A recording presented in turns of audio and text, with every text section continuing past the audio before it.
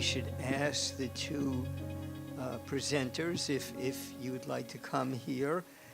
I just wanted to say that I think you're recommending that we listen to and read one another's prayers and listen to and read one another's stories, and that would be somewhat helpful.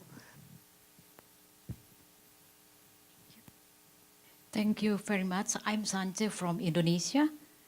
Thank you, Amanda, for your presentation. I just want to mention about what happened in Indonesia too. So I'm from the east part of Indonesia. I'm from Papua. So I feel very happy to hear that's your presentation. And in my part, is as Indonesia, yeah, we are majority is a Muslim. But in my part, I am majority is Christian. So because of the history of the religion, they always think like Christianity is from colonialism religion. So that's why they feel like something should be, because something should be killed, because sometimes they think like it's halal if kill Christian. So that's why it's happened in Maluku. But fortunately now we have like an interfaith group in my place, also in my province. And I just hear from yesterday, from my place, they asked the mosque not to be sound azan for subuh, I think, subuh prayer. But that still should be interfaith dialogue.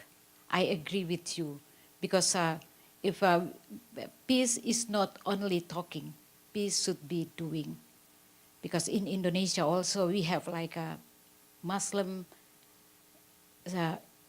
education, Muslim, they call pesantren, yes, pesantren.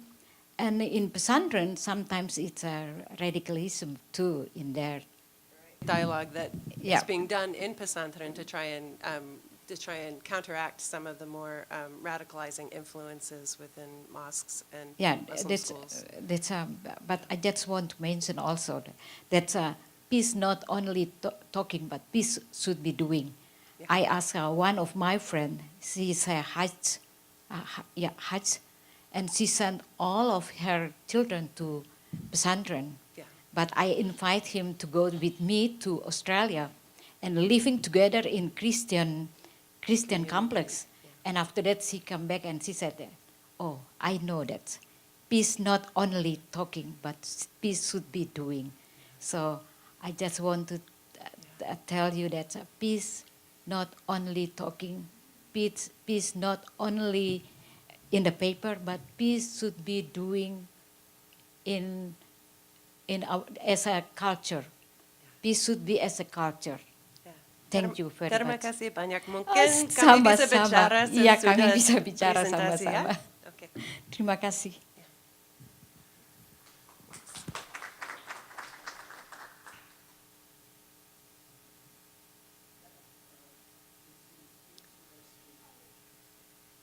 Oh, is there a question over here?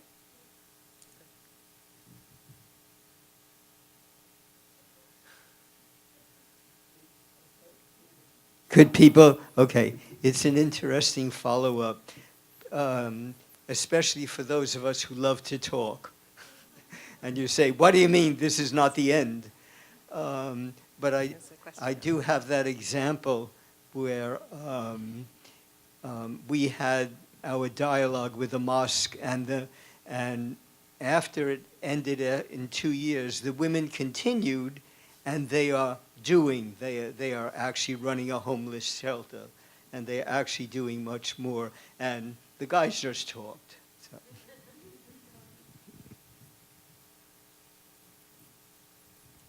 Thank you. The question goes to Madame.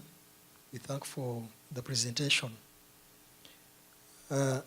We have some areas that are so touching. There is the Bang Samoro and the Mindanao those ones in the Philippines. We have the Tamil Tigers, those and versus the government attacking the people of the Tamil because the rebels belong to the tribe of the Tamil. Then the civilians become victims of circumstances. We have in other areas where the Harinjis, Harinji Muslims versus the government speaking in loud and bold voices that they have to kill and exterminate and finish them all. And such a language is almost moving all over the world.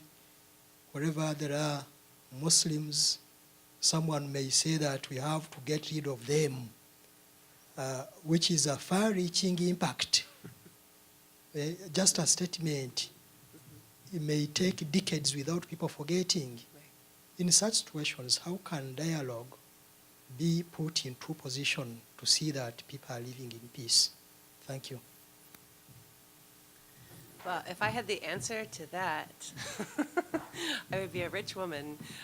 But what I'm hearing you say is that there's a lot of power differential between groups, and so dialogue doesn't necessarily redistribute power. And so if government is aligned with one group, then there's an out-group and an in-group. One of the things that is essential, and this was something that my paper goes into in a little bit more depth, is that contact theory is not always effective. There are factors that need to be in place in order for contact to produce positive results. It can actually perpetuate negative results if it's not done effectively. And part of that is building trust within the dialogue, and that's something that can take a lot of time. I was part of a dialogue process that we worked with the Great Lakes region in Africa. We had Hutu and Tutsi refugees from Rwanda, the Congo, and Burundi being resettled in the Portland area, and they were all being expected to work with the same interpreter and work with the same medical providers and live in the same housing complexes. And so we were able to get a grant to do a dialogue process with Central Africans, and it took maybe a year of just sitting in the same room before the dialogue developed into something that had legs. Because people needed to build trust and feel that they were capable of having honest dialogue. So there was a lot of eating that had to happen before talking could happen. And I think that's something that is true for a lot of us. We need to build trust, and often we don't allot the amount of time that we need to redistribute power and to build trust.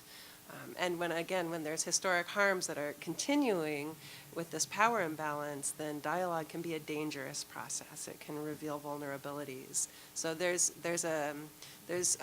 challenges in it. In Indonesia, in the Ambon example in particular, one of the things that happened was that community leaders got involved and were committed to holding people accountable for breaching agreements.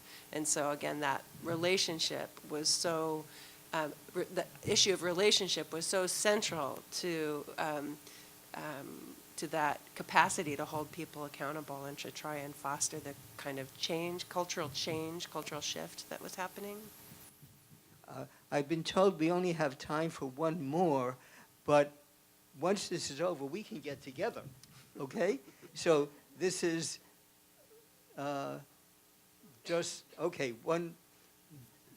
still a beginning, okay?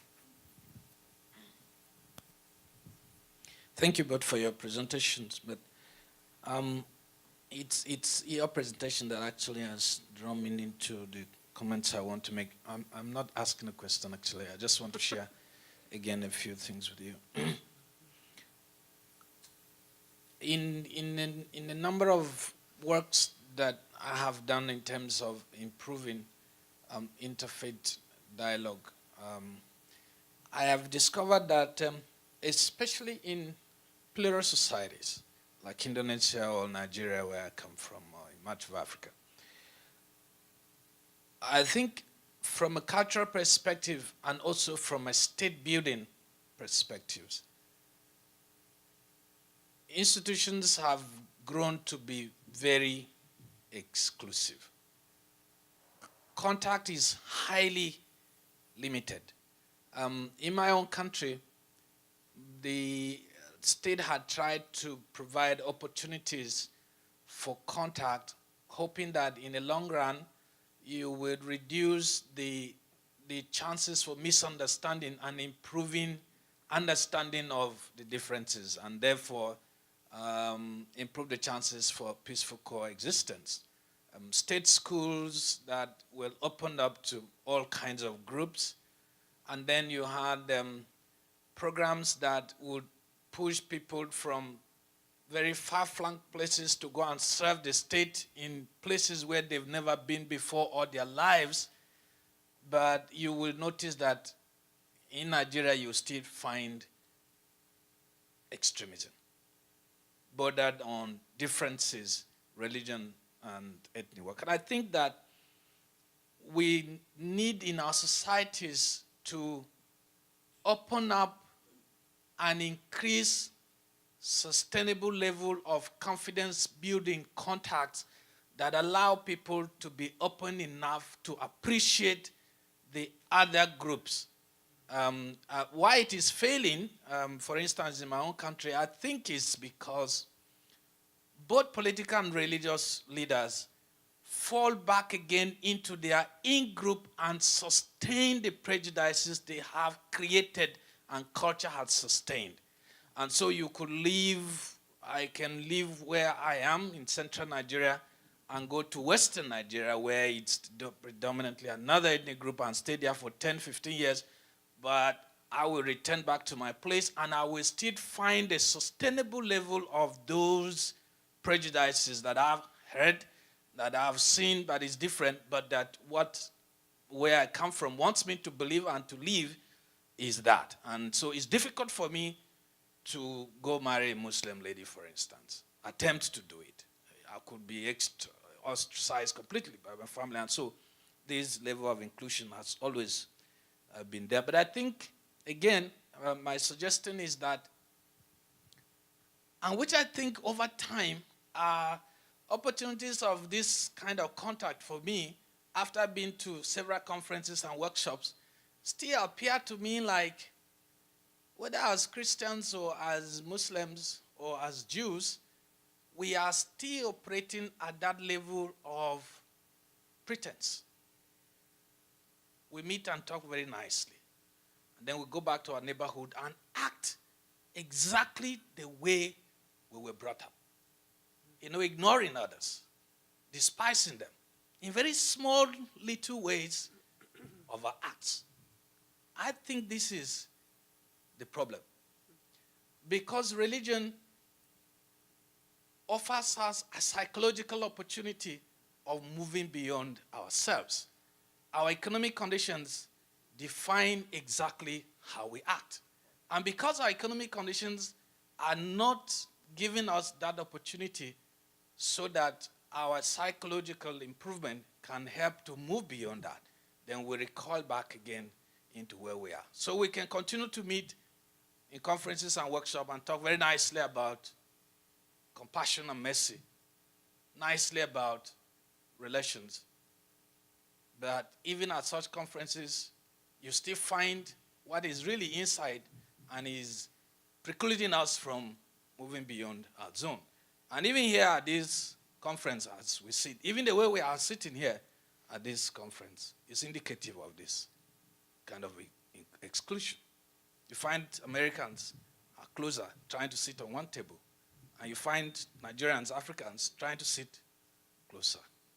So I think that we must be honest enough to talk like this, but move away and do the things of peace in concrete, small actions that demonstrate trust and confidence and compassion.